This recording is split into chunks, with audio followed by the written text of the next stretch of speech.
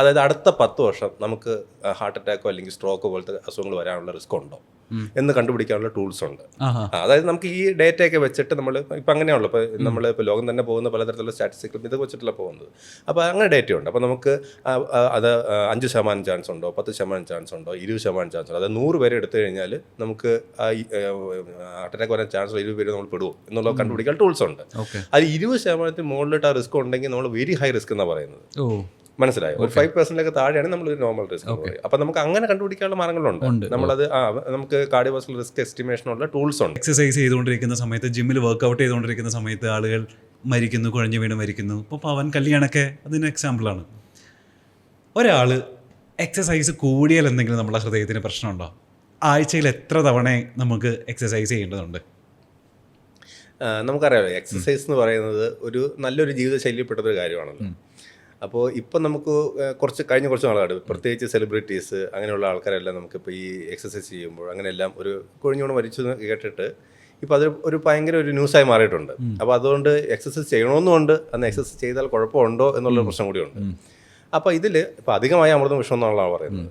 അപ്പോൾ നമുക്ക് എക്സസൈസിൻ്റെ ഒരു കാര്യം എന്താണെന്ന് വെച്ച് കഴിഞ്ഞാൽ, എക്സസൈസ് നമ്മുടെ ബോഡിക്ക് വളരെ അത്യാവശ്യമായിട്ട് കാര്യമാണ് അല്ലേ. അതിപ്പോൾ ഷുഗർ കൺട്രോൾ ചെയ്യാനായിക്കോട്ടെ, കൊളസ്ട്രോൾ കൺട്രോൾ ചെയ്യാനായിക്കോട്ടെ, നല്ലൊരു മൂഡ് ക്രിയേറ്റ് ചെയ്യാനായിക്കോട്ടെ, എല്ലാത്തിനും എക്സസൈസ് നമുക്ക് വേണം. അപ്പോൾ നമുക്ക് ഏത് ലെവൽ വരെ എക്സസൈസ് ചെയ്യാമെന്നുള്ളതിന് നമുക്ക് എങ്ങനെയാണ് തീരുമാനം. നമ്മൾ മോഡറേറ്റ് ഇൻറ്റൻസിറ്റി എന്ന് പറയും. പക്ഷേ എപ്പോഴും നമ്മൾ കാര്യം എന്ന് വെച്ചാൽ, നമ്മൾ എക്സസൈസ് ചെയ്യുന്നതിന് മുമ്പ് നമുക്ക് ബോഡിക്ക് മനസ്സിലാവണം നമ്മൾ എക്സസൈസ് ചെയ്യാൻ പോവുകയാണെന്നുള്ള കാര്യം. അപ്പോൾ നമ്മളൊരു ജിമ്മിലോട്ടുള്ള വർക്കൗട്ട് അല്ലെങ്കിൽ കാര്യങ്ങളൊക്കെ ചെയ്യാൻ പോകുന്നതിന് മുമ്പ് നമുക്ക് ആദ്യം തന്നെ നമ്മുടെ ബോഡി ഓക്കെ ആണോ, നമുക്ക് അങ്ങനെയുള്ള കുഴപ്പങ്ങളുണ്ടോ എന്നുള്ള കാര്യങ്ങൾ ചെക്ക് ചെയ്തിട്ട് പോകുക എന്നുള്ളൊരു ആവശ്യമുണ്ട്. ഇതുണ്ട്. കാര്യം നമുക്ക് പലപ്പോഴും നമുക്ക് പല കാര്യങ്ങളും നമുക്ക് ചിലപ്പോൾ അറിയണമെന്നില്ല. നമുക്കിപ്പോൾ ഹാർട്ടിൻ്റെ ആയിക്കോട്ടെ അല്ലെങ്കിൽ വേറെ ഒരു പ്രശ്നങ്ങളായിക്കോട്ടെ നമുക്ക് അറിഞ്ഞിട്ടാവണമെന്നില്ല. നമ്മൾ എപ്പോഴും നമ്മൾ ഈ കണ്ടിട്ട് പെട്ടെന്ന് പോയിട്ട് എക്സസൈസിലേക്ക് പോകുമ്പോൾ നമുക്ക് ബോഡി അത് പ്രിപ്പയർഡ് ആണോ എന്ന് നമുക്ക് അറിഞ്ഞുകൂടാം. അപ്പോൾ നമ്മളിപ്പോൾ അങ്ങനെ ഒരു എക്സസൈസ് പ്രോഗ്രാം നമ്മൾ പ്ലാൻ ചെയ്യുകയാണെങ്കിൽ നമുക്ക് ചെയ്യേണ്ടത് എന്താണെന്ന് വെച്ചാൽ, നമ്മൾ ആദ്യമേ പോയിട്ട് ചെക്കപ്പ് ചെയ്യണം. നമുക്ക് ബേസിക്കലി നമുക്ക് എന്തെങ്കിലും കുഴപ്പങ്ങളുണ്ടോ, ഹാർട്ടിന് കുഴപ്പങ്ങളുണ്ടോ. പലപ്പോഴും നമ്മൾ എക്സസൈസ് ചെയ്യുന്ന സമയത്തുള്ള ഈ മരണപ്പെടുന്നതിന് കാരണം പലപ്പോഴും അങ്ങനെ പ്രീ എക്സിസ്റ്റിംഗ് ആയിട്ടുള്ള എന്തെങ്കിലും ഒരു കുഴപ്പമുള്ള ഒരാൾ ആയിരിക്കും. മനസ്സിലായോ? അപ്പോൾ അത് നമ്മൾ മനസ്സിലാകാതെ നമ്മൾ പോയിട്ട് വലിയ എക്സസൈസിലോട്ട് പോകുമ്പോഴാണ് നമ്മൾ എന്ന് പറയുന്നത്. പിന്നെ അത് തന്നെ ഏത് ലെവലിൽ വരെ എക്സസൈസ് പോകാമെന്നുള്ളത് നമുക്കറിയാലോ. നമ്മളൊരു മോഡറേറ്റ് ഇൻറ്റൻസിറ്റി എക്സസൈസ് എന്ന് പറയും. നമ്മൾ ഭയങ്കര ഹൈ ആയിട്ടുള്ള ഒരു തരത്തിൽ ഇപ്പോൾ പ്രൊഫഷണൽസ് ഒക്കെ ചെയ്യുന്നത് കണ്ട് നമ്മൾ അതുപോലെ നമ്മൾ ചെയ്ത് അവരൊക്കെ അതിന് ട്രെയിൻഡ് ആയിട്ട് അതിൻ്റെ വാമപ്പും കാര്യങ്ങളെല്ലാം ചെയ്ത് ആ ഒരു ഇത് കഴിഞ്ഞിട്ട് അങ്ങനെ ചെയ്യുന്നത്. നമ്മൾ പെട്ടെന്ന് പോയിട്ട് അങ്ങനെ എല്ലാം ചെയ്യാൻ പോയി കഴിഞ്ഞാൽ ബോഡി അങ്ങനെ താങ്ങണമെന്നില്ല. അതാണ് പലപ്പോഴും സംഭവിക്കുന്നത്. ഈ ഡെയിലി സ്റ്റാൻഡേർഡായിട്ട് പറയുകയാണെന്നുണ്ടെങ്കിൽ ഒരു ലോകാരോഗ്യ സംഘടന നിർദ്ദേശിക്കുന്ന ഒരു കണക്കനുസരിച്ച് ഒരു ദിവസം മിനിമം നമ്മളൊരു 30 മിനിറ്റ്സ് ബ്രിസ്ക് വാക്കിംഗ് എന്ന് പറയും. അതായത് കൈവീശിയുള്ളൊരു നടത്തം അതാണ് മിനിമം വേണ്ടത്. ആഴ്ചയിൽ ഒരു 5 ദിവസമെങ്കിലും ഈ ബ്രിസ്ക് വാക്കിംഗ് ഫോർ 30 മിനിറ്റ്സ് ആണ് ഒരു മിനിമം വേണ്ട ഒരു എക്സസൈസ്. അതാർക്കും ചെയ്യാം. പക്ഷേ ഈ ഡെയിലി വർക്ക്ഔട്ട് ചെയ്യേണ്ട ആവശ്യമുണ്ടോ? അല്ലെങ്കിൽ ഒരു ഐഡിയൽ എത്ര ദിവസം ഒരാഴ്ചയിൽ ഒരാൾ വർക്ക്ഔട്ട് ചെയ്യണം എന്നാണ്? Minimum 5 days per week. 5 days per week. അതെ, ഈ ഓരോ ദിവസവും 1/2 മണിക്കൂർ. അതാണ് ഒരു മിനിമം സ്റ്റാൻഡേർഡ്. ഓക്കെ, അത് ഹെൽത്തി ആയിട്ടുള്ള ഒരു ആരോഗ്യം, ഹാർട്ട് ഹെൽത്തിന് വേണ്ടിയുള്ള ഒരു കാര്യമാണ് പറയുന്നത്. നമുക്ക് മിനിമം ഒരു 30 to 45 മിനിറ്റ്സ് പെർ ഡേ, അല്ലെങ്കിൽ ഒരു ആഴ്ചയിൽ ഒരു 5 ദിവസം, അല്ലെങ്കിൽ 150 മിനിറ്റ്സ് പെർ വീക്ക്, അങ്ങനെ ഒരു കണക്ക്. അത് നമ്മുടെ പഠനങ്ങളിൽ ഇത്രയും ചെയ്ത് കഴിഞ്ഞാൽ നമുക്ക് ഹൃദയാരോഗ്യവും അല്ലാതെ മൊത്തത്തിലുള്ള ആരോഗ്യം നല്ലതായിരിക്കും എന്നുള്ള പഠനങ്ങളുണ്ട്. അത് വെച്ചിട്ടുള്ള ഡേറ്റയാണ്. അതിനർത്ഥം നമുക്ക് കുറച്ച് ചെയ്താൽ മോശമാണ് അല്ലെങ്കിൽ കൂടുതൽ അങ്ങനെയല്ല. എന്ത് എക്സസൈസും നമുക്ക് നല്ലതാണ്. നമ്മൾ ഫിസിക്കൽ എക്സസൈസ് ഉദ്ദേശിക്കുന്നത് നമുക്ക് സ്കെൽറ്റൽ മസിൽസ് മൂവ് ചെയ്യുന്ന എന്ത് ആക്ടിവിറ്റിയും നമുക്ക് ഫിസിക്കൽ ആക്ടിവിറ്റിയിൽ പെടുത്താം. അത് ജിമ്മിൽ തന്നെ പോയി ചെയ്യുന്ന വർക്കൗട്ട് ആവണമെന്നില്ല. മനസ്സിലായോ? അത് നടത്തുമാകാം, ഇപ്പോൾ ഹൗസ് ഹോൾഡ് ആക്ടിവിറ്റീസ് ചെയ്യുന്നതാവാം, ഗാർഡനിങ് ചെയ്യുന്നതാവാം. മനസ്സിലായി? അപ്പോൾ നമ്മൾ ഓരോരുത്തരും എന്ത് ഫിസിക്കൽ ആക്ടിവിറ്റി, അപ്പോൾ അങ്ങനത്തെ ഒരു ആക്ടിവിറ്റീസ് ഒരു മിനിമം ഒരു 30 to 40 മിനിറ്റ്സ് ഒരു ദിവസം ചെയ്യാൻ പറ്റുവാണെങ്കിൽ, അല്ലെങ്കിൽ ആഴ്ചയിൽ 5 ദിവസം ചെയ്യാൻ പറ്റുവാണെങ്കിൽ അത് ഹൃദയാരോഗ്യത്തിന് നല്ലതാണ്. അതാണ് കൺസെപ്റ്റ്. ഇപ്പം പെട്ടെന്ന് ഒരു സുപ്രഭാതത്തിലല്ലേ ഹാർട്ട് അറ്റാക്ക് വരുന്നത്. നമുക്ക് ഒരു വാർണിങ്സും ഇല്ലാതെ നമുക്ക് നേരത്തെ തന്നെ നമുക്ക് അറിയാൻ പറ്റും. അതായത് ഹാർട്ട് അറ്റാക്ക് ഡിറ്റക്ട് ചെയ്യാൻ എന്തെങ്കിലും മാർഗ്ഗങ്ങളുണ്ടോ? നമുക്ക് പെട്ടെന്ന് എന്തെങ്കിലുമൊക്കെ സൂചനകൾ വെച്ചിട്ട് നമുക്ക് അറിയാൻ പറ്റുമോ നമ്മൾ ശരിയല്ല എന്നുള്ളത്? ഈ ഹാർട്ട് അറ്റാക്ക് എന്ന് പറയുമ്പോൾ ഈ നമുക്കറിയാം, ഹാർട്ടിലേക്ക് രക്തം കൊടുക്കുന്ന രക്തക്കുഴലിനകത്ത് വരുന്ന ബ്ലോക്കാണ് ഹാർട്ട് അറ്റാക്ക് എന്ന് പറയുന്നത്. അപ്പം ഇത് കുറച്ച് കാരണങ്ങളുണ്ട് ഇത് വരാനുള്ള. അതിന് നമ്മൾ റിസ്ക് ഫാക്ടേഴ്സ് എന്ന് പറയും. അതായത് അപായ ഘടകങ്ങൾ. അപ്പോൾ അത് 2 തരം റിസ്ക് ഫാക്ടേഴ്സ് ഉണ്ട്. ഒന്ന് നമുക്ക് മോഡിഫൈ ചെയ്യാൻ പറ്റുന്ന റിസ്ക് ഫാക്ടേഴ്സ്, അതായത് BP, sugar, cholesterol, smoking, obesity, ഇതൊക്കെ നമുക്ക് കൺട്രോൾ ചെയ്യാൻ പറ്റും. എന്നാൽ ചിലതുണ്ട് നമുക്ക് കൺട്രോൾ ചെയ്യാൻ പറ്റാത്ത റിസ്ക് ഫാക്ടേഴ്സ്. എക്സാമ്പിൾ പറയുകയാണെന്നുണ്ടെങ്കിൽ നമ്മുടെ പ്രായം, വർദ്ധിച്ചു വരുന്ന പ്രായം, പിന്നെ മെയിൽ ആവുന്ന ഒരു റിസ്ക് കൂടുതലാണ്. പിന്നെ ഉള്ളത് ചില ഫാമിലി ഹിസ്റ്ററി, അതായത് നമ്മുടെ പാരമ്പര്യം, അതായത് നമ്മുടെ ഫസ്റ്റ് ഡിഗ്രി റിലേറ്റീവ്സ്, നമ്മുടെ അച്ഛൻ, അമ്മ അല്ലെങ്കിൽ ബ്രദേഴ്സ്, അവർക്കാർക്കെങ്കിലും ഹാർട്ടിന് അറ്റാക്ക് വന്നിട്ടുണ്ടെങ്കിൽ നമുക്ക് വരാൻ സാധ്യത കൂടുതലാണ്. അപ്പോൾ ഈ റിസ്ക് ഫാക്ടേഴ്സ് ഉള്ള ആൾക്കാർ യഥാസമയം പരിശോധനയ്ക്ക് വിധേയായി കഴിഞ്ഞാൽ നമുക്ക് ഹാർട്ട് അറ്റാക്ക് വരാൻ ചാൻസ് ഉണ്ടോ എന്ന് അറിയാൻ പറ്റും. ഓക്കെ. അപ്പം പിന്നെ നമുക്ക് കുറച്ച് ലക്ഷണങ്ങളുണ്ട്. അതായത് ഹാർട്ട് അറ്റാക്ക് അല്ലെങ്കിൽ ഹാർട്ടിലെ ബ്ലോക്ക് രണ്ട് രീതിയിൽ പ്രസൻറ്റ് ചെയ്യാം. ഒന്നെന്ന് വെച്ചാൽ നമ്മൾ സ്റ്റേബിൾ അഞ്ചൈന എന്ന് പറയും. അതായത് നടക്കുമ്പോഴോ ജോലി ചെയ്യുമ്പോഴോ അല്ലെങ്കിൽ സ്റ്റെപ്പ് കയറുമ്പോഴോ ഉണ്ടാകുന്ന കിതപ്പ് അല്ലെങ്കിൽ നെഞ്ചിനകത്ത് ഭാരം പോലെ തോന്നൽ, ഇത് നടക്കുമ്പോഴേ ഉള്ളൂ, വെറുതെ ഇരിക്കുമ്പോൾ ഇല്ല. ഇതാണ് സ്റ്റേബിൾ ക്രോണിക് ഹാർട്ട് ഡിസീസ് എന്ന് പറയുന്നത്. ഓക്കെ. അപ്പോൾ ഇതുള്ളവർക്ക് നമുക്ക് ECG, എക്കോ, ട്രെഡ്മിൽ ടെസ്റ്റ്, ഇത് മൂന്നും ചെയ്ത് കഴിഞ്ഞാൽ നമുക്ക് അറിയാൻ പറ്റും ഇവർക്ക് ഹാർട്ടിൽ ബ്ലോക്ക് ഉണ്ടോ അല്ലെങ്കിൽ അറ്റാക്ക് വരാൻ ചാൻസ് ഉണ്ടോ എന്ന് അറിയാൻ പറ്റും. പിന്നെ അടുത്ത കൂട്ടരെന്ന് വെച്ചാൽ ഈ അൺസ്റ്റേബിൾ പേഷ്യൻസ് ആണ്. അതായത് നെഞ്ചുവേനായിട്ട് വരുന്നത്. അവർക്ക് വെറുതെ ഇരിക്കുമ്പോൾ തന്നെ നെഞ്ചുവേന കാണും. അത് 3 തരം അറ്റാക്ക് ഉണ്ട്. ഏറ്റവും മൈൽഡ് അറ്റാക്ക്, പിന്നെ ഒരു മോഡറേറ്റ് അറ്റാക്ക്, സിവിയർ അറ്റാക്ക്. ഈ മൈൽഡ് അറ്റാക്ക് എന്ന് വെച്ചാൽ അൺസ്റ്റേബിൾ അഞ്ചാണ് നമ്മൾ വിളിക്കുക. അതായത് പേഷ്യൻ്റ് നെഞ്ചുവേനായിട്ട് വരുന്നു, ECG നോക്കുമ്പോൾ വ്യത്യാസമുണ്ട്, നമ്മളൊരു ബ്ലഡ് ടെസ്റ്റ് ചെയ്യും, ട്രോപ്പണിൻ ടെസ്റ്റ്, അത് നെഗറ്റീവ് ആയിരിക്കും, അത് നമ്മൾ അൺസ്റ്റേബിൾ അഞ്ചാണെന്ന് പറയും. ഓക്കെ. അപ്പോൾ ഈ പേഷ്യൻസ് ആണ് ഏറ്റവും മൈൽഡസ്റ്റ് ഫോം ഓഫ് അറ്റാക്ക്. അപ്പോൾ അവർക്ക് നമ്മൾ ചെയ്യുന്നത് അവരെ ഹോസ്പിറ്റലിൽ അഡ്മിറ്റ് ചെയ്ത് 1-2 ദിവസം ഈ ബ്ലഡ് ക്ലോട്ട് അലിയിക്കുള്ള മരുന്ന് കൊടുത്തിട്ട് ഒരു ആൻജിയോഗ്രാം ചെയ്ത് നോക്കും, അതാണ് ചെയ്യുന്നത്. എന്നാൽ അടുത്തതെന്ന് വെച്ചാൽ ഒരു എൻസ്റ്റെമി എന്ന് പറയും. അതായത് പേഷ്യൻ്റ് ചെസ്റ്റ് പെയിനായിട്ട് വരുന്നു, ECGയിൽ മൈൽഡ് ചേഞ്ച് ഉണ്ട്, ട്രോപ്പണിൻ ടെസ്റ്റ് പോസിറ്റീവാണ്, അതാണ് അടുത്ത ഒരു മോഡറേറ്റ് അറ്റാക്ക്. അതിനും ഇതുപോലെ തന്നെ ഹോസ്പിറ്റലിൽ അഡ്മിറ്റ് ചെയ്ത് 1-2 ദിവസം ഒരു ഹെപ്പാരിൻ മരുന്ന് കൊടുത്ത ശേഷം നമ്മൾ ആൻജിയോഗ്രാം നോക്കും. അടുത്തതാണ് സിവിയർ അറ്റാക്ക്. അതായത് പേഷ്യൻറ്റിന് രക്തക്കുഴലിൽ കംപ്ലീറ്റ് ബ്ലോക്കാണ്. അപ്പം അതിൽ ECGയിൽ നല്ല ചേഞ്ച് കാണും, പേഷ്യൻ്റ് നല്ല ചെസ്റ്റ് പെയിൻ ആയിട്ടായിരിക്കും വരുന്നത്. എക്കോ നോക്കുമ്പോൾ ഹാർട്ടിൻ്റെ ഏതെങ്കിലും ഒരു ഭാഗത്ത് അനക്കം കുറവായിരിക്കും. അതായത് ഹാർട്ടിൽ 3 രക്തക്കുഴലുണ്ട്. അപ്പോൾ ഇതിനകത്ത് 1-2 രക്തക്കുഴൽ അടഞ്ഞു പോകുമ്പോൾ ആ ഭാഗത്തേക്ക് രക്തയോട്ടം പൂർണ്ണമായിട്ട് നിലയ്ക്കുകയും ആ ഭാഗം അനങ്ങാതാവുകയും ചെയ്യും. അപ്പോൾ നമ്മൾ എക്കോ നോക്കുമ്പോൾ അറിയാൻ പറ്റും. ഇതാണ് മേജർ അറ്റാക്ക്. ഇതിന് എത്രയും പെട്ടെന്ന് തന്നെ ആൻജിയോപ്ലാസ്റ്റി ചെയ്ത് മാറ്റേണ്ട ആവശ്യമുണ്ട്. അപ്പം ഈ ടൈപ്പ് ഓഫ് അറ്റാക്ക് അനുസരിച്ച് അതിൻ്റെ ട്രീറ്റ്മെൻറ്റ് വേരി ചെയ്യും. ഓക്കെ. പിന്നെ താങ്കൾ പറഞ്ഞ പോലെ നമുക്കിത് അറിയാൻ പറ്റുമോ എന്നുള്ള കാര്യം ചോദിച്ചല്ലോ. അപ്പോൾ ഇപ്പോൾ ഡോക്ടർ പറഞ്ഞല്ലോ, നമുക്കറിയാലോ ഇപ്പോൾ കുറേ റിസ്ക് ഫാക്ടേഴ്സ് കൊണ്ടാണ് നമുക്കിപ്പോൾ ഹാർട്ട് അറ്റാക്ക് വരുന്നത്. ഷുഗർ, പ്രഷർ, കൊളസ്ട്രോൾ ഉണ്ട്, ഫാമിലി ഹിസ്റ്ററി, പല കാര്യങ്ങളുണ്ട്. അപ്പോൾ നമുക്ക് ഒരു രോഗിക്ക് അവർക്കൊരു ഹാർട്ട് അറ്റാക്ക് വരാൻ ചാൻസ് ഉണ്ടോ എന്നറിയുന്നത് നമുക്ക് ഈ റിസ്ക് ഫാക്ടേഴ്സും രോഗിയുടെ ഏജ് അതുപോലെ ബാക്കിയുള്ള കാര്യങ്ങളെല്ലാം വെച്ചിട്ട് നമുക്കുള്ള റിസ്ക് എത്രമാത്രം ഉണ്ട് എന്ന് കണ്ടുപിടിക്കാനുള്ള ടൂൾസ് ഇപ്പോൾ അവൈലബിൾ ആണ് നമുക്ക്. അതായത് അടുത്ത 10 വർഷം നമുക്ക് ഹാർട്ട് അറ്റാക്കോ അല്ലെങ്കിൽ സ്ട്രോക്കോ പോലത്തെ അസുഖങ്ങൾ വരാനുള്ള റിസ്ക് ഉണ്ടോ എന്ന് കണ്ടുപിടിക്കാനുള്ള ടൂൾസ് ഉണ്ട്. അതായത് നമുക്ക് ഈ ഡേറ്റയൊക്കെ വെച്ചിട്ട് നമ്മൾ ഇപ്പം അങ്ങനെയാണല്ലോ, ഇപ്പോൾ നമ്മളിപ്പോൾ ലോകം തന്നെ പോകുന്ന പലതരത്തിലുള്ള സ്റ്റാറ്റിസ്റ്റിക്സും ഇത് വെച്ചിട്ടുള്ള പോകുന്നത്. അപ്പോൾ അങ്ങനെ ഡേറ്റയുണ്ട്. അപ്പോൾ നമുക്ക് അത് 5% ചാൻസ് ഉണ്ടോ, 10% ചാൻസ് ഉണ്ടോ, 20% ചാൻസ് ഉണ്ടോ, അതായത് 100 പേരെ എടുത്തു കഴിഞ്ഞാൽ നമുക്ക് ഹാർട്ട് അറ്റാക്ക് വരാൻ ചാൻസ് 20 പേര് നമ്മൾ പെടുമോ എന്നുള്ളത് കണ്ടുപിടിക്കാൻ ടൂൾസ് ഉണ്ട്. അത് 20% മുകളിലിട്ട് ആ റിസ്ക് ഉണ്ടെങ്കിൽ നമ്മൾ വെരി ഹൈ റിസ്ക് എന്നാണ് പറയുന്നത്. മനസ്സിലായോ? ഒരു 5% താഴെയാണ് നമ്മളൊരു നോർമൽ റിസ്ക്. അപ്പോൾ നമുക്ക് അങ്ങനെ കണ്ടുപിടിക്കാനുള്ള മാർഗങ്ങളുണ്ട്. നമ്മളത് നമുക്ക് കാർഡിയോവാസ്കുലർ റിസ്ക് എസ്റ്റിമേഷനുള്ള ടൂൾസ് ഉണ്ട്.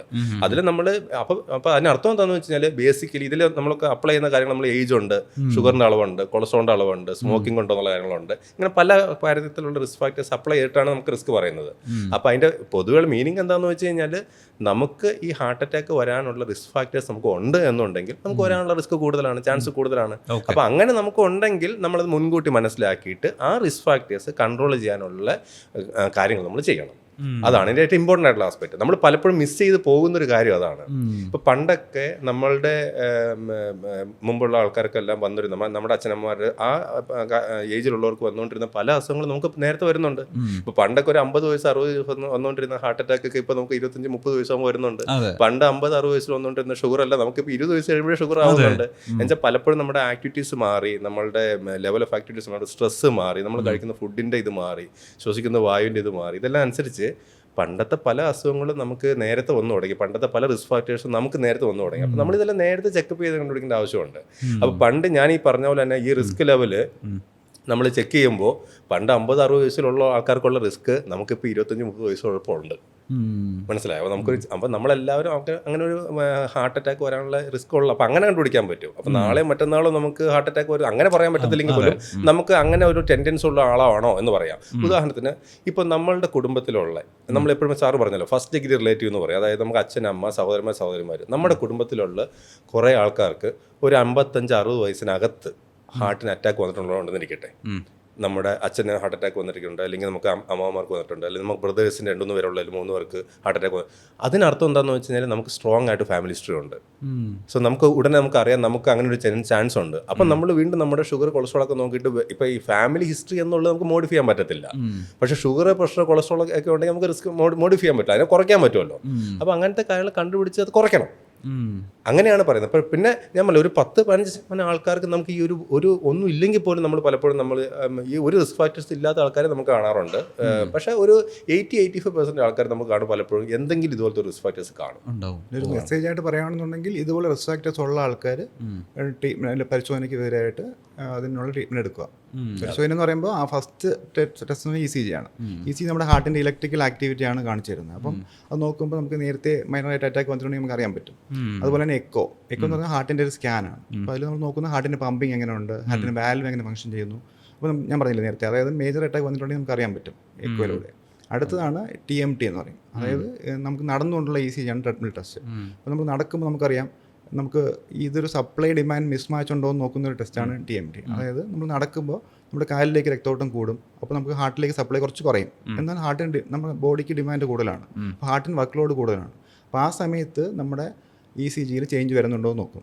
അപ്പോൾ നമ്മൾ നടക്കുന്നതിനനുസരിച്ച് സ്പീഡ് കൂടുന്നതിനനുസരിച്ച് ECG വ്യത്യാസം വരുവാണെന്നുണ്ടെങ്കിൽ അതിൻ്റെ അർത്ഥം ബ്ലോക്ക് ഉണ്ടാകാനുള്ള ചാൻസ് ഉണ്ടെന്നാണ്. അവർക്കാണ് നമ്മൾ സാധാരണ അത് പോസിറ്റീവ് ആണെങ്കിലാണ് നമ്മൾ സാധാരണ ആൻജിയോഗ്രാം നിർദ്ദേശിക്കുന്നത്. അത് സാറ് പറഞ്ഞൊരു ഇമ്പോർട്ടൻസ് ഉണ്ട്. അവർ പലപ്പോഴും നമുക്ക് രോഗികളുടെ ഒപ്പിൽ കൊണ്ട് ചോദിക്കുന്ന കാര്യമാണ്. നമ്മൾ ഇപ്പോൾ ചെസ്റ്റ് പെയിൻ എന്ന് പറഞ്ഞ് വരും, അപ്പോൾ നമ്മൾ ECG എടുത്ത് എക്കോ എടുത്ത് കഴിയുമ്പോൾ നോർമലായിരിക്കും. അപ്പോൾ ECGയിലും എക്കോയിലും ഒരു ചേഞ്ച് വരണമെന്നുണ്ടെങ്കിൽ ഓൾറെഡി എന്തെങ്കിലും ഒരു ഡാമേജ് ഹാർട്ടിനകത്ത് സംഭവിക്കണം, എന്നാലേ അതിൻ്റെ അകത്ത് വ്യത്യാസം വരത്തുള്ളൂ. അപ്പോൾ പലപ്പോഴും നമ്മൾ ECG എക്കോ എടുക്കുന്നത് എങ്ങനെയാണ്, കിടന്നിട്ട് നല്ല റിലാക്സ്ഡ് ആയിട്ട് കിടക്കുമ്പോഴല്ലേ ചെയ്യുന്നത്. അപ്പോൾ ആ ECGയും ആ എക്കോയും പലപ്പോഴും നോർമലായിരിക്കും. അപ്പോൾ അതിൽ നമുക്ക് പേഷ്യൻ്റെ സിംറ്റം കേൾക്കുമ്പോൾ, ഉദാഹരണത്തിന് പേഷ്യൻ്റെ റിസ്ക് ഫാക്ടേഴ്സ് ഉണ്ട്, പക്ഷേ പേഷ്യൻ്റ് സിംറ്റം ഉണ്ട്, പക്ഷേ ECG എക്കോയും നോർമലാണ്. അതുകൊണ്ട് നമുക്ക് ഹാർട്ടിന് കുഴപ്പമൊന്നും പറയാൻ പറ്റത്തില്ല. അപ്പോൾ നമുക്ക് കണ്ടുപിടിക്കാനുള്ള ഒരു മെത്തേഡാണ് ഈ TMT. ട്രെഡ്മിൽ ടെസ്റ്റ് നമ്മൾ ചെയ്യുമ്പോൾ ഹാർട്ട് നമ്മൾ ലോഡ് കൊടുക്കുകയാണ്, നടന്ന സ്പീഡ് കൂടി നടക്കുമ്പോൾ ലോഡ് വരുമ്പോഴായിരിക്കും ചിലപ്പോൾ ആ റെസ്റ്റിലുള്ള ECG നോർമൽ ആണെങ്കിൽ പോലും ആ നടന്നുകൊണ്ടിരിക്കുന്ന ECGയിൽ വ്യത്യാസം ഉണ്ടാവും. അതിപ്പോൾ 1 മിനിറ്റ് നടന്നാലും 2 മിനിറ്റ് നടന്നാലും വ്യത്യാസം വന്നോ, അത് അവിടെ TMT പോസിറ്റീവ് ആയി കഴിഞ്ഞാൽ ഈ പ്രത്യേകിച്ച് റിസ്ക് ഫാക്ടേഴ്സ് ഉള്ള ഒരാളാണെന്നുണ്ടെങ്കിൽ അതിന് സിഗ്നിഫിക്കൻസ് ഉണ്ട്. TMT പോസിറ്റീവ് ആയതുകൊണ്ട് ഹാർട്ട് ബ്ലോക്ക് ഉണ്ടെന്ന് നിർബന്ധമില്ല, പക്ഷേ ഉള്ളതിൻ്റെ ചാൻസസ് കൂടുതലാണെന്ന് പറയാം. നമുക്ക് എന്തായാലും നോക്കേണ്ടത് ആവശ്യമാണെന്നാണ്. അങ്ങനെ അതുകൊണ്ടാണ് TMTയുടെ ഇമ്പോർട്ടൻസ്. അപ്പോൾ ഈ 3 ECGയും എക്കോയും TMTയും ഓരോ ടെസ്റ്റിനും അതിൻ്റെതായ സിഗ്നിഫിക്കൻസസ് ഉണ്ട്. ഒരെണ്ണം പോസിറ്റീവ് അല്ലെങ്കിൽ ഒരെണ്ണം നോർമൽ ആയതുകൊണ്ട് മറ്റേ ചെയ്യണമെന്നുള്ള എപ്പോഴും രോഗികൾ ചോദിക്കും. അപ്പോൾ ഓരോന്നിലും നോക്കുന്ന പല പല കാര്യങ്ങളാണ്. അപ്പോൾ ഞാനൊരു ഡൗട്ട് ചോദിച്ചോട്ടെ, ഇപ്പോൾ പല ടെസ്റ്റുകളുണ്ടല്ലോ, ഇപ്പോൾ ECG പറഞ്ഞ പോലെ എക്കോ ഉണ്ട്. ഒരാൾക്ക് ഇന്ന ടെസ്റ്റാണ് ചെയ്യേണ്ടതെന്ന് അപ്പോൾ നിങ്ങൾ എങ്ങനെയാണ് തീരുമാനിക്കുക? അതാ പറഞ്ഞത്. ഇപ്പോൾ ഉദാഹരണത്തിന് ഇപ്പോൾ പേഷ്യൻ്റ് ഒരു സിംറ്റമായിട്ട് വരുന്നു, അപ്പോൾ ഈ പറയുന്ന സിംറ്റത്തിൻ്റെ അകത്ത് നമുക്ക് ഹാർട്ടിൻ്റെ നമുക്കൊരു ബ്ലോക്ക് ആണോ സംശയം തോന്നുമ്പോഴായിരിക്കുമല്ലോ നമ്മൾ അതനുസരിച്ച് ടെസ്റ്റുകൾ ചെയ്യുന്നത്. ഇപ്പോൾ ഉദാഹരണത്തിന് ഇപ്പോൾ വാൽവിൻ്റെ പ്രശ്നമാണോ തോന്നുന്നുണ്ടെങ്കിൽ നമുക്ക് ECGനേക്കാൾ ഉപരി എക്കോയാണ് വേണ്ടത്. കാരണം എക്കോ ചെയ്യുമ്പോഴാണ് അതിൻ്റെ അകത്ത് വാൽവിൻ്റെ പ്രശ്നങ്ങളൊക്കെ മനസ്സിലാവുന്നത്. ചില പേഷ്യൻ്റ് ഇപ്പോൾ ഹാർട്ട് അറ്റാക്ക് പോലത്തെ എന്തെങ്കിലും വന്നിട്ടുണ്ടോ നോക്കണമെങ്കിൽ ECG നോക്കും, എക്കോ നോക്കും, പിന്നെ ചിലപ്പോൾ ട്രെഡ്മിൽ ടെസ്റ്റ് നോക്കും. പിന്നെ ചില രോഗികൾക്ക് ചിലപ്പോൾ ECG നോർമലായിരിക്കും, എക്കോയും നോർമലായിരിക്കും. അവിടെ പോസിറ്റീവ് ആവുന്നത് ഈ ട്രോപ്പോണിൻ എന്ന് പറഞ്ഞ ഹാർട്ടിന് ബ്ലഡ് ടെസ്റ്റ് മാത്രമായിരിക്കും. അങ്ങനെയും വരും. അപ്പോൾ ഇത് 100% വെച്ച് പറയാൻ പറ്റുന്ന ഒരു ടെസ്റ്റ് നമുക്ക് മെഡിക്കൽ സയൻസിലില്ല. പിന്നെ സെറ്റിംഗ് ഇമ്പോർട്ടൻ്റ് ആണ്. അതായത് പേഷ്യൻ്റ് വരുന്നത് ചെസ്റ്റ് പെയിൻ ആയിട്ടാണോ അതോ എവാലുവേഷന് വേണ്ടിയിട്ടാണോ എന്നുള്ളതാണ് ഇമ്പോർട്ടൻറ്റ്. പേഷ്യൻ്റ് റെസ്റ്റിൽ തന്നെ ചെസ്റ്റ് പെയിൻ ആയിട്ട് വരുവാണെന്നുണ്ടെങ്കിൽ ചെയ്യുന്ന ടെസ്റ്റ് ECGയും എക്കോയും ട്രോപ്പണിൻ ടെസ്റ്റാണ്. എന്നാൽ ഒരു പേഷ്യൻ്റ് നടക്കുമ്പോൾ മാത്രമാണ് സിംറ്റം ആയിട്ട് വരുവാണെങ്കിൽ നമ്മൾ ചെയ്യുന്നത് ECG എക്കോയും TMT ആണ്. ചെസ്റ്റ് പെയിൻ ആയിട്ട് ഓൾറെഡി വരുന്ന പേഷ്യൻ്റ് TMT ചെയ്യേണ്ട ആവശ്യമില്ല. റിസ്ക് ആണ് നമുക്ക് കൂടുതൽ. അപ്പോൾ ഓൾറെഡി ട്രോപ്പോൺ ടെസ്റ്റ് പോസിറ്റീവ് ആയിട്ടിരിക്കുന്ന ഒരാൾക്ക് നമുക്ക് ഓൾറെഡി മനസ്സിലായി അദ്ദേഹത്തിന് ഹാർട്ട് അറ്റാക്ക് ഉണ്ട്, അദ്ദേഹത്തിന് വീണ്ടും പോയി TMT ചെയ്യേണ്ട കാര്യമില്ല. അതുപോലെ തന്നെ എക്കോ നോക്കുമ്പോൾ എക്കോയിൽ തന്നെ കാര്യമായ ചേഞ്ചസ് ഉണ്ടെങ്കിലും TMTയുടെ ആവശ്യമില്ല. ചില പേഷ്യൻസ് സൈലന്റ് അറ്റാക്ക് ഒക്കെ വന്നിട്ട് വരുമ്പോൾ എക്കോ നോക്കുമ്പോഴത്തേക്ക് പമ്പിങ് കുറവായിരിക്കും, വാൽവിന് തകരാറ് കാണും, അവർക്ക് നമുക്ക് TMT ഓടിക്കാൻ പറ്റത്തില്ല. ഡയറക്റ്റ് നമ്മൾ ആൻജിയോഗ്രാം നിർദ്ദേശിക്കും. അപ്പോൾ നമുക്ക് ഓരോ സീക്വൻഷ്യലി പോകുകയാണെന്നുണ്ടെങ്കിൽ ഫസ്റ്റ് ECG, പിന്നെ എക്കോ, അത് കഴിഞ്ഞിട്ട് വേണമെങ്കിൽ ട്രെഡ്മിൽ ടെസ്റ്റ് അല്ലെങ്കിൽ ട്രോപ്പോണിൻ ടെസ്റ്റ്. ഇത് നോക്കുമ്പോൾ നമുക്ക് ഏകദേശം ഒരു ഐഡിയ കിട്ടും. അത് കഴിഞ്ഞിട്ട് ആൻജിയോഗ്രാം നിർദ്ദേശിക്കും. അതുപോലെ തന്നെ ഈ ട്രോപ്പോൺ ടെസ്റ്റിൻ്റെ ഒരു കാര്യം നമ്മൾ മനസ്സിലാക്കണം. നമുക്ക് ഇപ്പോൾ ഒരു കാഷ്വാലിറ്റി നമ്മൾ പെട്ടെന്ന് ചെസ്റ്റ് പെയിൻ ആയിട്ട് പോകുന്നു, അപ്പോൾ നമ്മൾ ECG എടുത്ത് നോക്കുന്നു, എക്കോ എടുത്ത് നോക്കുന്നു, ട്രോപ്പോൺ ടെസ്റ്റ് നോക്കുന്നു. ഈ ട്രോപ്പോൺ ടെസ്റ്റ് എപ്പോഴും നമുക്ക് വേൾഡ് വൈഡ് അതിൻ്റെ ഒരു പ്രോട്ടോക്കോളിൽ സീരിയൽ ട്രോപ്പോൺ എന്നാണ് പറയുക. അതായത് ആദ്യം ഒരു ട്രോപ്പോൺ ടെസ്റ്റ് നോക്കി നെഗറ്റീവ് ആണെങ്കിൽ പലപ്പോഴും സംഭവിക്കുന്ന കാര്യം അതാണ്. നമുക്ക് ധൃതി പിടിച്ച് നമ്മൾ സാറിന് നെഗറ്റീവിലെ പൊക്കോട്ടെന്ന് ചോദിക്കും. പക്ഷേ പ്രശ്നം എന്താണെന്ന് വെച്ചാൽ നമുക്കൊരു ചെസ്റ്റ് പെയിൻ വന്നു കഴിഞ്ഞ് കഴിഞ്ഞാൽ കുറച്ച് നേരം കഴിയുമ്പോഴേ ഈ ഡ്രോപ്പ് ഓൺ ടെസ്റ്റ് പോസിറ്റീവ് ആവുള്ളൂ. അപ്പോൾ നമ്മൾ ആദ്യം ഡ്രോപ്പ് ഓൺ നോക്കുമ്പോൾ അത് നെഗറ്റീവ് ആണെങ്കിൽ അതിനർത്ഥം എന്ന് പറഞ്ഞാൽ കുഴപ്പമില്ല എന്നുള്ളതല്ല. നമ്മൾ ചിലപ്പോൾ പോസിറ്റീവ് ആകുന്ന ആ ഒരു വിൻഡോയ്ക്ക് അകത്തായിരിക്കും നമുക്ക് ഫസ്റ്റ് ടെസ്റ്റ് നോക്കിയത്. അപ്പോൾ ആദ്യത്തെ നെഗറ്റീവ് ആണെങ്കിൽ ഒരു 2-3 hours കഴിയുമ്പോൾ ഒന്നുകൂടി ചെക്ക് ചെയ്ത് നോക്കണം. ഈ 2 ഡ്രോപ്പ് ഓണും കൂടി നെഗറ്റീവ് ആണെങ്കിൽ നമുക്ക് റീസണബിളി ഒരു ഇതിൽ പറയാൻ പറ്റുള്ളൂ നമുക്ക് ഇപ്പോൾ തൽക്കാലം കുഴപ്പമില്ല എന്നുള്ളത്. അപ്പോൾ ഇതിൽ എവിടെയെങ്കിലും ഇപ്പോൾ ECയിൽ കുഴപ്പമുണ്ട്, അല്ലെങ്കിൽ എക്കോയിൽ കുഴപ്പമുണ്ട്, അല്ലെങ്കിൽ ഡ്രോപ്പ് ഓണിൽ കുഴപ്പമുണ്ട്, ഇത് എവിടെയെങ്കിലും ഒരു കുഴപ്പം ഉണ്ടായി കഴിഞ്ഞാൽ നമ്മൾ ആക്ച്വലി ഹാർട്ടിൻ്റെ നമുക്ക് സിഗ്നിഫിക്കൻസ് കൂടുതലാണ്. അപ്പോൾ നമ്മൾ കുഴപ്പമില്ല എന്ന് വിചാരിച്ച് നമ്മൾ അതിനെ നെഗ്ലക്ട് ചെയ്ത് പിന്നെ കാഷ്വാലിറ്റി പോകാൻ പാടില്ല. അതാണ് എൻ്റെ ഇമ്പോർട്ടൻസ്. ഓക്കെ, ഇപ്പോൾ എല്ലാവരും യൂഷ്വലി പറയുന്നേക്കാല്ലേ ഫസ്റ്റ് അറ്റാക്ക് സെക്കൻഡ് അറ്റാക്കിനേക്കാളും തേർഡ് അറ്റാക്ക് വന്നു കഴിഞ്ഞാൽ നമ്മൾ പേടിക്കേണ്ടതുണ്ട് എന്നുള്ളത്. ആക്ച്വലി അങ്ങനൊരു നോം കാർഡിയോളജിയിലില്ല. ആക്ച്വലി എനിക്ക് തോന്നുന്നു ഈ ഹാർട്ടിലും പ്രധാനമായിട്ട് 3 ആർട്ടറീസാണ് ഉള്ളത്, 3 ധമനികളാണ് ഉള്ളത്. അപ്പോൾ എനിക്ക് ആ 3 വെച്ചിട്ടായിരിക്കും ഈ ഒരു 3 അറ്റാക്ക് എന്നുള്ളൊരു കോൺസെപ്റ്റ് വന്നതെന്ന് തോന്നുന്നു. പക്ഷേ ആക്ച്വലി അങ്ങനെയല്ല. കാരണം അറ്റാക്കിൻ്റെ സിവിയറിറ്റി ആൻഡ് മോർട്ടാലിറ്റി ഒക്കെ പല ഫാക്ടേഴ്സും ഡിപ്പെൻഡ് ചെയ്തിരിക്കും. ഇപ്പോൾ ഫസ്റ്റ് അറ്റാക്ക് വളരെ മൈൽഡ് ആണെങ്കിൽ സെക്കൻഡും തേർഡും നമ്മൾ അങ്ങനെ ഒരു റിസ്ക് ഒന്നും ഇല്ല. ഈ അറ്റാക്കിൻ്റെ മോർട്ടാലിറ്റി അല്ലെങ്കിൽ എൻ്റെ ഒരു ഭവിഷ്യത്ത് നിർണ്ണയിക്കുന്നത് പല ഘടകങ്ങളാണ്. ഒന്ന്, ഈ ബ്ലോക്ക് എവിടെ വരുന്നു എന്നുള്ളതാണ്. ഈ ആർട്ടറിയുടെ തുടക്കത്തിലാണോ എൻ്റെ എൻഡിലാണോ, അതുപോലെ തന്നെ എത്ര ബ്ലോക്കുകളുണ്ട്, അതുപോലെ തന്നെ ഈ അറ്റാക്ക് വന്ന ശേഷം ഹാർട്ടിൻ്റെ പമ്പിങ് കുറഞ്ഞു പോയോ. അപ്പോൾ ഇപ്പം ഫസ്റ്റ് അറ്റാക്ക് പമ്പിങ് കുറയുന്ന അറ്റാക്ക് ആണെങ്കിൽ സെക്കൻഡ് അറ്റാക്കിന് മോർട്ടാലിറ്റി ഒബ്വിയസ്ലി കൂടുതലായിരിക്കും. അപ്പോൾ അതുപോലെ പല ഫാക്ടേഴ്സിനെ ഡിപ്പെൻഡ് ചെയ്താണ് എൻ്റെ മോർട്ടാലിറ്റി വരുന്നത്. അപ്പോൾ അതുകൊണ്ട് 3ാമത്തെ അറ്റാക്കിന് രോഗി മരിക്കണം നിർബന്ധമൊന്നുമില്ല. എനിക്ക് തോന്നുന്നു അത് ഈ 3 ആർട്ടറീസ് ഉള്ളതുകൊണ്ട് വന്നൊരു അതിൽ വേറെ കാര്യം എന്ന് പറഞ്ഞു കഴിഞ്ഞാൽ നമുക്കിപ്പോൾ ഹാർട്ട് അറ്റാക്ക് എന്ന് പറയുമ്പോൾ നമുക്ക് ഹാർട്ടിന്റെ മസിൽസിൽ വന്ന ഡാമേജ് ആണല്ലോ. അപ്പോൾ ഓരോ തവണ ഹാർട്ട് അറ്റാക്ക് വരുന്തോറും കുറച്ച് മസിൽസ് ഡാമേജ് ആയിക്കൊണ്ടിരിക്കും. പമ്പിങ് ഒരു പ്രാവശ്യം ഹാർട്ട് അറ്റാക്ക് വരുമ്പോൾ കുറച്ച് പമ്പിങ് കുറയും, അടുത്ത ഹാർട്ട് അറ്റാക്കിൽ വീണ്ടും കുറയും. അപ്പോൾ ഓരോ തവണ ഹാർട്ട് അറ്റാക്ക് വരുമ്പോൾ ഹാർട്ടിന് ഡാമേജ് കൂടുന്നു. അപ്പോൾ നമുക്ക് അതുകൊണ്ടുള്ള ബുദ്ധിമുട്ട് കൂടുതലായിരിക്കും. പിന്നെ ഈ മരണപ്പെടുന്നെന്ന് പറഞ്ഞാൽ ഈവൻ 3 അറ്റാക്ക് വരണമെന്നല്ല, ഈവൻ ചിലപ്പോൾ ഫസ്റ്റ് അറ്റാക്കിൽ തന്നെ മരണപ്പെട്ടു പോകാം. അത് സാറ് പറഞ്ഞത്, ഇത് ഓരോ ഹാർട്ട് അറ്റാക്കിന്റെ ആ കാഠിന്യം അതിന്റെ പല ആസ്പെക്ട് വെച്ചിട്ടാണ് നമുക്ക് ഏതാണ് കുഴപ്പമെന്ന് പറയാൻ പറ്റുന്നത്. അല്ല, ഏറ്റവും ഇമ്പോർട്ടൻ്റ് ആയിട്ടുള്ള ഉള്ള ആസ്പെക്ട് ആണ് ഈ പറഞ്ഞത്. ഓരോ ഹാർട്ട് അറ്റാക്ക് വരുമ്പോൾ ഹാർട്ടിന് പമ്പിങ് കുറഞ്ഞു പോകും, ഹാർട്ട് ഫെയിലിയറിലോട്ട് കൂടുതൽ പോകും. ഈ ഒരു തവണ അറ്റാക്ക് വന്നു കഴിഞ്ഞാൽ പിന്നെയും അറ്റാക്ക് വരാനുള്ള സാധ്യത കൂടുതലാണ്. അതെ, അത് വളരെ ഇമ്പോർട്ടൻ്റ് ആണ്. നമുക്ക് ഒരു തവണ ഹാർട്ട് അറ്റാക്ക് വന്നു കഴിഞ്ഞാൽ അതിനർത്ഥം എന്ന് പറഞ്ഞാൽ നമുക്ക് നമ്മുടെ ബോഡിക്ക് ഹാർട്ട് അറ്റാക്ക് ഉണ്ടാക്കാനുള്ള ടെൻഡൻസി ഉണ്ട്, വീണ്ടും വരും. അതുകൊണ്ട് തന്നെയാണ് നമുക്കൊരു ഹാർട്ട് അറ്റാക്ക് കഴിഞ്ഞ് അതിൻ്റെ ചികിത്സ എടുത്ത് കഴിഞ്ഞാൽ ആ മരുന്ന് നിർത്താൻ പറ്റാത്തത്. നമ്മൾ സെക്കൻഡറി പ്രിവെൻഷൻ എന്ന് പറയും. ഓരോ ഹാർട്ട് അറ്റാക്ക് കഴിഞ്ഞ് കഴിഞ്ഞാൽ ഇതിൻ്റെ മരുന്നുകൾ നിർത്താൻ പറ്റത്തില്ല. വീണ്ടും വരാൻ നമുക്ക് ഒരു ബുദ്ധിമുട്ടില്ലെങ്കിൽ പോലും ഹാർട്ട് അറ്റാക്ക് വന്ന രോഗിയാകുമ്പോൾ അതിനൊക്കെ ചില മെഡിസിൻസ് നമ്മൾ പ്രത്യേകിച്ച് മറ്റേ ആസ്പിരിൻ എന്നൊക്കെ പറയുന്ന ബ്ലഡ് തിന്നിങ് ഏജൻസ് ഉണ്ടല്ലോ, അതുപോലെ കൊളസ്ട്രോളിൻ്റെ മെഡിസിൻ എല്ലാം നമുക്ക് ലൈഫ് ലോങ് കഴിക്കണം. കാരണം ഇത് വീണ്ടും വരാതിരിക്കാനുള്ള വേണ്ടിയാണ് തന്നിരിക്കുന്നത്. ഒരു സിംറ്റം ഇല്ലെങ്കിൽ പോലും പലപ്പോഴും സംഭവിക്കുന്നതാണ്. നമുക്ക് 1 മാസം 2 മാസം കഴിയുമ്പോഴേക്കും ആൾക്കാർ ഒരു ബുദ്ധിമുട്ടില്ലാതെ മരുന്ന് നിർത്തി കളയും. പക്ഷേ ഒരു പ്രാവശ്യം വന്നാൽ നമുക്കത് സ്ട്രോക്ക് ആണെങ്കിലും ഹാർട്ട് അറ്റാക്ക് ആണെങ്കിലും അങ്ങനെയാണ്. ഈ ജീവിതശൈലി രോഗങ്ങൾ ഒരു പ്രാവശ്യം വന്നാൽ വീണ്ടും വരും. അപ്പോൾ വീണ്ടും വരാതിരിക്കാൻ വേണ്ടി ആ മരുന്നുകൾ കഴിച്ചുകൊണ്ടിരിക്കുക എന്നുള്ളത് വളരെ ഇമ്പോർട്ടൻ്റ് ആണ്. അതിൻ്റെ കൂടെ തന്നെ ഈ റിസ്ക് ഫാക്ടേഴ്സിനുള്ള ഷുഗർ, പ്രഷർ എല്ലാം കൺട്രോൾ ചെയ്യാനുള്ള മെഡിസിൻസും മുടങ്ങാതെ കഴിക്കണം.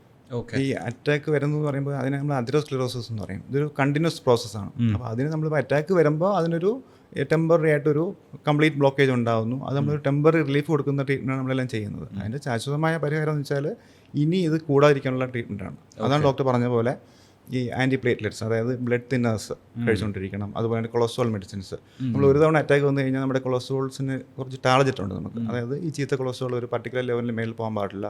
അപ്പോൾ അതുപോലെ തന്നെ ഈ ഹാർട്ടിൻ്റെ ബീറ്റ് കുറയ്ക്കുന്ന മെഡിസിൻസ്, ബീറ്റാ ബ്ലോക്കേഴ്സ് എന്ന് പറയും. അപ്പോൾ ഇതെല്ലാം കൃത്യമായിട്ട് കഴിച്ചുകൊണ്ടിരിക്കണം. കാരണം നമ്മൾ ആ ഡിസീസ് പ്രോസസ്സിനെ നമ്മൾ ട്രീറ്റ് ചെയ്യുകയല്ല ചെയ്യുന്നത്, ഒരു ടെമ്പററി ആയിട്ടുള്ള റിലീഫ് കൊടുക്കുകയാണ് ചെയ്യുന്നത്. അപ്പോൾ അത് പിന്നീടും വരാം നമുക്ക്. അപ്പോൾ അതുകൊണ്ട് കൃത്യമായിട്ടുള്ള ഡയറ്റും എക്സസൈസും അതുപോലെ തന്നെ മെഡിസിൻസും അത്യാവശ്യമാണ്. ഓക്കെ, അതെ. ഈ ആൻജിയോപ്ലാസ്റ്റി ആണെങ്കിലും ബൈപ്പാസ് ആണെങ്കിലും നമ്മൾ ആ ബ്ലോക്ക് മാറ്റുന്നു എന്നല്ലേ ചെയ്യുന്നുള്ളൂ. വീണ്ടും വരാതിരിക്കാനുള്ള ഒരു ചികിത്സ അല്ലാതെ ആ ഉള്ള ബ്ലോക്ക് മാറ്റുന്നതേ ഉള്ളൂ. പക്ഷെ വീണ്ടും വരാതിരിക്കാൻ വേണ്ടി നമ്മൾ മരുന്ന് കഴിക്കണം. നമ്മുടെ ഈ റിസ്ക് ഫാക്ടേഴ്സ് എല്ലാം കൺട്രോൾ ചെയ്യണം, എന്നാലേ പറ്റുള്ളൂ.